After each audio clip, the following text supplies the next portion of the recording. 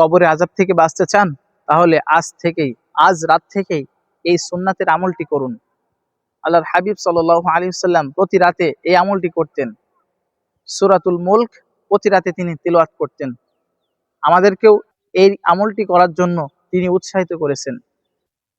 তিনি বলেন, কোরআনের একটি সূরা আছে যার আয়াত সংখ্যা 30। জামে তিরমিজির বর্ণনায় তিনি বলেছেন, যে ব্যক্তি এই 30 আয়াত বিশিষ্ট সূরাতুল মুলক, তাবারাকাল্লাযী বিয়াদিহিল মুলক, এই 30 আয়াত বিশিষ্ট সূরাটি তিলাওয়াত করবে, এই সূরাটি তার কবরের সুপারিশকারী হিসেবে তৈরি হয়ে যাবে। সুবহানাল্লাহ।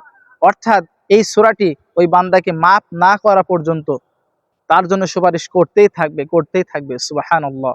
তাই আসুন আমরা প্রতিদিন এই সূরাটি তিলাওয়াত করে তারপর ঘুমাবো।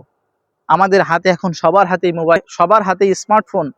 আমরা কোরআনের একটি অ্যাপস লাভিয়ে প্রতিদিন রাত্রে 5 মিনিট সময় দিয়ে একটু এই কোরআনের আয়াতগুলো তিলাওয়াত করার চেষ্টা করব। আল্লাহ তাআলা আমাদেরকে তৌফিক দান করুন। ভিডিওটি যদি ভালো লাগে অবশ্যই একটি শেয়ার করে আপনার অন্য বন্ধুকে দেখার সুযোগ করে দিবেন।